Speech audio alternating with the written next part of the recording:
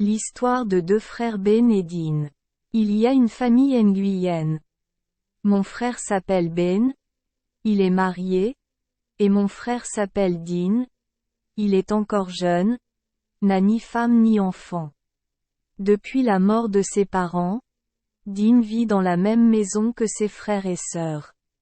Mais Ben et sa femme sont cupides et me traitent souvent comme un esclave. Avec tant de bons champs, de maisons en briques et de biens de valeur laissés par ses parents, Ben les a tous pris. C'est comme ça pour moi. Ben et sa femme font souvent du bruit toute la journée. Quand Din a grandi, il a eu du mal à se loger, alors il a demandé à vivre seul. Ben et sa femme ont donné à Din une maison au toit de chaume, quelques champs laids et quelques petits biens insignifiants et ont dit: il ne restait plus rien de mes parents dans le passé. Votre fortune actuelle vous appartient. C'est très gentil à toi de le partager avec moi comme ça. Din a travaillé dur mais ne s'est pas amélioré. Lorsqu'il avait plus de 20 ans, il n'était toujours pas marié. À cause de la dette, les champs dans lesquels il était divisé tombèrent un à un entre les mains d'autres. Chaque jour, Din doit travailler comme ouvrier salarié ou aller dans la forêt pour ramasser du bois de chauffage pour se nourrir. Même si son frère aîné n'y prêtait aucune attention, Din ne se plaignait toujours pas. Un jour, comme d'habitude, Din partit travailler pour un homme riche. Au moment où je suis rentré chez moi, il faisait déjà nuit. Sur le point d'entrer dans la ruelle, il a soudainement heurté une personne allongée en boule sur le bord de la route. Din s'est penché pour aider la personne à se relever, mais il a essayé plusieurs fois mais n'arrivait toujours pas à se tenir debout. Alors j'ai pris une torche pour regarder et j'ai vu que c'était un vieil homme maigre et en haillons, allongé inconscient et déféquant à côté de lui. La puanteur était forte. Din s'est senti désolé pour lui, a rapidement amené le vieil homme dans la maison pour le nettoyer, puis l'a mis sur le lit pour un massage. Après un moment de réveil, le vieil homme gémit et dit qu'il vivait dans un village voisin et qu'il allait habituellement mendier de la nourriture. Quand il est venu ici, il a attrapé froid et ne pouvait pas y aller. Il a dû s'allonger et était inconscient, ne sachant rien d'autre. Quand Din entendit cela, il alla chercher des feuilles à cuisiner pour le vieil homme. Grâce à cela, il s'est progressivement amélioré. Din souffla à nouveau du riz, l'invitant à se réveiller et à manger. Le vieil homme n'a pas refusé. Din a été surpris de voir que même s'il était faible, il mangeait très bien. Il a donc dû offrir des bols aux invités. Après avoir mangé, le vieil homme s'est couvert d'une natte et s'est allongé pour dormir. Ses ronflements et ses crachats ont marmonné toute la nuit. Environ 3 ou 4 fois, alors que Din dormait profondément, le vieil homme le réveilla et lui dit de l'emmener à son secours. Din ne trouve toujours pas cela ennuyeux. Le lendemain matin, Din s'est réveillé tôt pour faire cuire du riz, puis a réveillé le vieil homme pour manger. Mais cette fois, le vieil homme s'arrêta de manger et dit à haute voix à Din: tu es une personne si gentille. Une personne au bon cœur devrait-elle endurer la pauvreté pour toujours? Depuis hier soir, vous m'avez aidé de tout cœur. Je peux donc plus ou moins vous aider. S'il vous plaît, apportez-moi une bassine et une louche. Obéissant aux paroles du vieil homme, Din apporta le bassin et la louche. Il ne s'attendait pas à ce que le vieil homme, après avoir tenu la bassine près de son visage, le frappe soudainement violemment au nez avec le manche de la louche. Din était déconcerté, pensant que le vieil homme était fou, alors il attrapa rapidement la louche. Mais le client, bien que vieux mais très fort, repoussa Din et continua de le frapper violemment sur le nez. Soudain, le sang coula de son nez comme un torrent, Et au bout d'un moment il remplit le bassin. Dean fut abasourdi par cette action étrange. Il regarda soudain attentivement le bassin et étrangement, le sang s'était figé dans un pot d'or. Avant qu'il sache quoi dire, le vieil homme disparut soudainement. Dès lors, Dean devint riche. Il acheta un jardin, construisit une maison aux murs carrelés, acheta toutes sortes de meubles de valeur et épousa une belle épouse.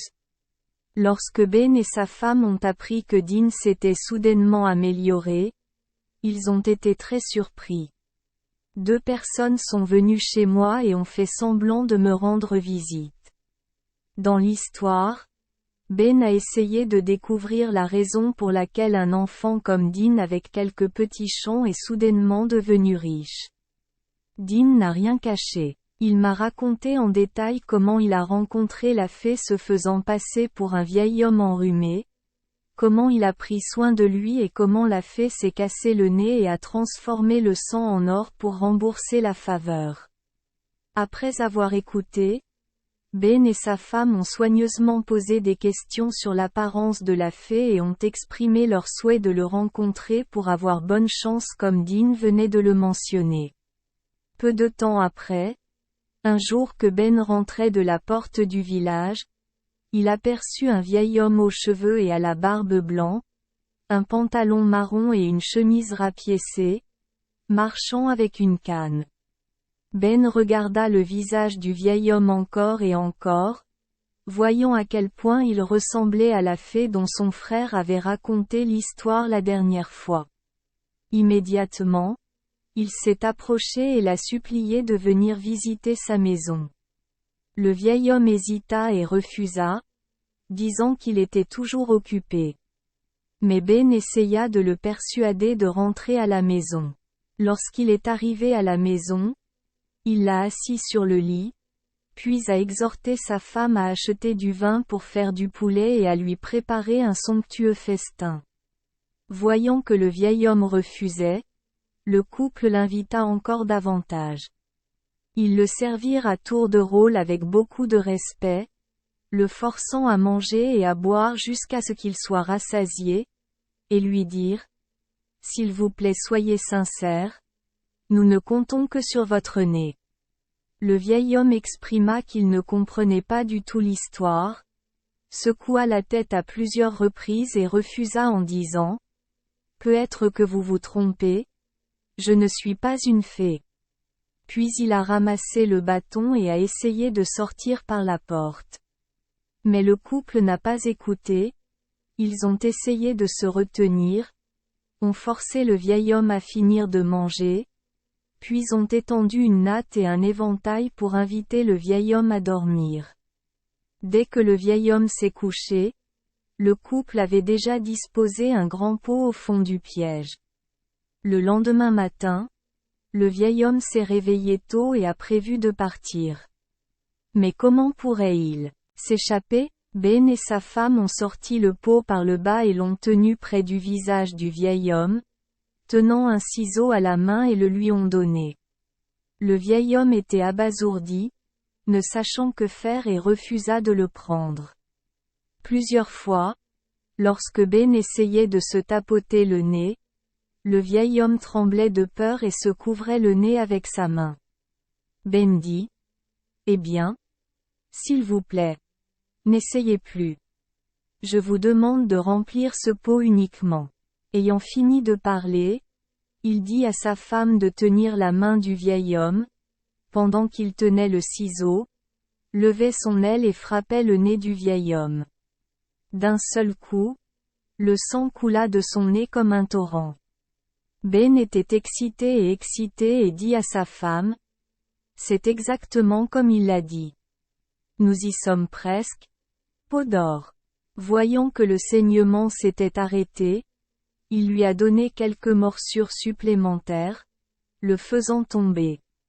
En regardant en arrière, il a vu que plusieurs de ses dents étaient cassées à la fois et que le sang coulait. C'était très douloureux, mais le vieil homme essayait de se débattre et d'appeler les voisins. En entendant l'appel à l'aide, Les voisins sont venus en grand nombre. Lorsqu'on a demandé au couple Ben pourquoi ils avaient soudainement soulevé le vieil homme et lui avaient cassé les dents comme ça, ils ne savaient pas quoi répondre. Quand j'ai interrogé le vieil homme, il a murmuré, incapable de parler, et a seulement dit qu'il travaillait comme vendeur de sauce soja dans le village voisin. Les gens l'ont rapidement dit aux enfants du vieil homme. Le fils du vieil homme était tellement en colère qu'il courut rapidement chez Ben. Lorsqu'il a vu son père étendu dans une mare de sang, il a immédiatement saisi Ben et sa femme par le cou et les a battus à mort. Papa est ensuite revenu du hamac pour porter plainte auprès du mandarin. Ainsi, non seulement Ben et sa femme ont perdu une grosse somme d'argent pour soigner le vieil homme, mais ils ont également dépensé beaucoup d'argent pour faire exploser les fonctionnaires. Malgré tout, le mandarin soumettait toujours Ben à la règle de l'attaque unique contre les personnes âgées, l'obligeant à être battu 30 fois. Effrayant dans le livre Panchatantra, il y a une histoire similaire. Un marchand tomba dans la pauvreté et envisageait de changer de métier pour devenir moine. Une nuit, il fit un rêve et vit un dieu Padmanidhi, l'incarnation de 9 trésors d'or à Kuvera, promettant de l'aider à devenir riche. Selon les instructions, demain je viendrai chez vous sous la forme d'un moine mendiant. Le marchand n'avait qu'à frapper la tête du moine avec un bâton pour la transformer en or. C'est arrivé comme dans un rêve, le marchand est devenu riche. Mais un barbier voyeur l'a vu, alors imitant le marchand, il a invité les moines chez lui et quand ils étaient à l'intérieur, il a pris un bâton et les a frappés à la tête. En conséquence, il a été arrêté par des soldats en patrouille et emmené. Les histoires ci-dessus proviennent probablement de l'histoire du roi de Balanai, Bénarès, entendant l'appel au cimetière dans le Sutra Samo, traduit en chinois depuis 472. Autrefois, à Balanai, il y avait un roi nommé Beramayasa. Chaque nuit, entendait une voix appelant du cimetière. Ô roi! Ô roi! Jusqu'à 3 fois. Le roi demanda aux brahmanes, aux astrologues et aux diseurs de bonne aventure de leur demander leur avis. Ils répondirent, que quelqu'un de courageux aille voir. Le roi offrit une récompense de 500 pièces d'or à quiconque oserait se rendre à cet endroit. Un pauvre orphelin la recueillit. Lorsqu'il entendit l'appel, il demanda, et une voix répondit, je suis le trésor d'or enfoui dans la région de Taïso. Chaque nuit, j'appelle le roi pour lui apporter l'or, mais il ne répond jamais. Maintenant que tu réponds, je le ferai, je te le donnerai seul. Demain, je viendrai chez toi avec 7 autres personnes. Que dois-je faire pour accueillir ici? Balayer la maison, disposer des fleurs et décorer-la. Servez de la nourriture pour les 7 moines et moi. En donnant à boire, il a pris un bâton et a frappé chaque personne à la tête à tour de rôle, et leur a ordonné d'aller à l'endroit où il préparait pour conserver la nourriture. Double point. Il revint chercher de quoi mentir au roi. Avec 500 pièces d'or en récompense, il rentra chez lui pour s'occuper de tout et fit venir un barbier pour lui raser le visage. Effectivement, les invités du médecin sont arrivés, il a frappé à tour de rôle chaque personne sur la tête avec un bâton et tout à coup ils se sont transformés en pots de pièces d'or. Le barbier jeta un coup d'œil par la porte et vit ceci. Il imita également 8 moines et les invita chez lui et donna à chacun un bâton, comme l'avait fait l'orphelin. Mais les moines battus gisaient dans une mare de sang, à l'exception d'un seul qui s'échappa en appelant bruyamment à l'aide. Le roi ordonna qu'on lui amène le barbier. Il raconta toute l'histoire au roi. Le roi envoya des gens fouiller la maison de l'orphelin, Mais lorsqu'ils tentèrent de s'emparer du trésor d'or, l'or se transforma en serpent venimeux, crachant du feu par leur bouche. Le roi dit: c'est vraiment sa propriété. Certaines des histoires ci-dessous ont pour thème la richesse et la fortune, avec l'image de l'or se transformant en serpent lorsqu'il tombe entre les mains de quelqu'un qui ne le mérite pas. Par exemple, histoire vietnamienne racontée par les sudistes, l'âme rend grâce. Un gardien vénère l'âme le jour de la pleine lune du 7e mois.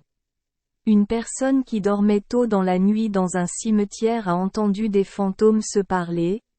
Il a bon cœur mais ses offrandes ne sont pas pures car les feuilles de bananier sont tachées de sang. Il a raconté l'histoire à l'oncle. Cet homme a proposé une autre cérémonie d'offrande. La nuit, les marchands de pétrole entendaient le fantôme se dire: cette cérémonie d'adoration est toujours impure car le bois de chauffage de la porcherie était cuit. En entendant les conseils du commerçant, le moine ne se décourage toujours pas, alors il demande au temple de faire des offrandes pour la 3e fois. Le lendemain, le commerçant les entendit dire: dans 100 jours, nous rendrons l'appareil. Par cupidité, il n'a pas informé le Seigneur de cette nouvelle. Ce jour-là, alors qu'il attendait à la porte de la maison de son oncle, il aperçut un fantôme portant 3 bocaux et les plaçant devant la cour. Lorsqu'il l'ouvrit, il vit de l'or et de l'argent, mais lorsqu'il y mit la main, c'était un serpent. Il eut peur de retirer sa main et le serpent redevint or et argent. Il a ensuite frappé à la porte en faisant semblant d'informer l'oncle pour obtenir du crédit. Baba rend l'appareil en donnant 2 lingots d'or et 2 lingots d'argent. Il est allé au marché et s'est saoulé, mais les gens l'ont volé et ont fini les mains vides. Une histoire racontée par les habitants du Nord, une jarre d'or et une jarre de serpent. Un homme alla labourer et déterra une jarre, et lorsqu'il l'ouvrit, il trouva de l'or. Il l'a laissé là où il était. Lorsqu'il l'a dit à sa femme, elle a dit: tu es tellement stupide.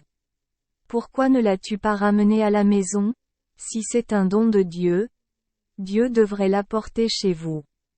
Et si quelqu'un sait qu'il l'a pris, personne ne peut l'obtenir. Et si quelqu'un l'obtient, cela signifie que Dieu ne me l'a pas donné. À ce moment-là, il y avait un voleur qui se cachait derrière la maison et lorsqu'il entendit cela, il se rendit dans les champs pour rapporter le pot d'or à la maison. De façon inattendue, lorsque je l'ai ouvert, c'était un pot rempli de serpents. Pensant que c'était parce que l'autre personne avait menti et l'avait mis dans l'embarras, il a apporté le pot et l'a jeté dans la maison de l'autre personne, avec l'intention de laisser le serpent mordre toute la famille pour qu'elle le déteste. Le matin, l'autre personne a ouvert la porte et a vu une jarre. Lorsqu'il l'a ouverte, c'était une jarre d'or. Il dit à sa femme: ce que j'ai dit n'est pas faux. Ce que Dieu donne doit être apporté chez toi. Comme notre histoire, le peuple tel la raconte ainsi: un vieil homme a déterré un pot rempli de lingots d'argent. Il l'a dissimulé comme avant, est rentré chez lui et en a parlé à sa femme ce soir-là. Lorsque sa femme lui a demandé pourquoi il ne la reprenait pas, il a répondu: ceci est la terre qui m'a été donnée. Si la terre donne mais que le ciel ne l'a pas donnée, alors elle n'a pas été prise. 2 voleurs se cachaient également derrière la maison et ont entendu l'histoire du couple. Ils se faufilèrent également rapidement et prirent possession du pot en argent, mais lorsqu'ils tendirent la main pour regarder, ils virent un pot rempli de serpents. En colère contre la tromperie du vieil homme, ils portèrent le pot jusqu'à la maison, grimpèrent sur le toit de chaume, l'exposèrent, puis renversèrent le pot, avec l'intention de laisser le serpent ramper dans le lit et les mordre. Mais de façon inattendue, Lorsque le serpent tomba, il se transforma en argent. Le vieil homme se réveilla et dit à sa femme, « Voilà. Maintenant Dieu nous a donné quelque chose. » Voyant cela, les deux voleurs n'ont pu qu'entrer et prier le vieux couple de leur en donner. Les Birmans, Myanmar, racontent l'histoire comme suit. Il y avait un couple qui ramassait du bois de chauffage et priait pour obtenir de la richesse. L'esprit du tamarinier leur dit à tous les deux dans un rêve, « Si vous faites plus de 3 pas du tamarinier à l'entrée du village à l'est, vous obtiendrez un pot d'or. » Le couple s'est réveillé et s'est raconté le rêve, mais tous deux pensaient que le rêve était si vague qu'il ne servait à rien de le déterrer. Un voleur a entendu dire qu'il avait déterré un tamarinier et trouvé une jarre, mais c'était une jarre remplie de serpents. Pensant que le ramasseur de bois de chauffage et sa femme le trompaient, il a emporté le pot et l'a laissé devant la maison. Tout comme les histoires ci-dessus, le couple s'est réveillé le matin et a découvert que le pot n'était pas un serpent mais de l'or. Concernant l'image du serpent se transformant en or, relisez l'histoire Les deux sœurs dans Contes étranges numéro 12. Volume I. Une autre histoire Le serpent se transforme en or combine l'histoire Les deux sœurs avec l'histoire Le pot d'or et le serpent, mais l'image est quelque peu similaire. Influencée par l'histoire du peuple Tay, un jeune frère avait laissé tous les biens de son père derrière lui par son frère, il n'avait donc plus rien.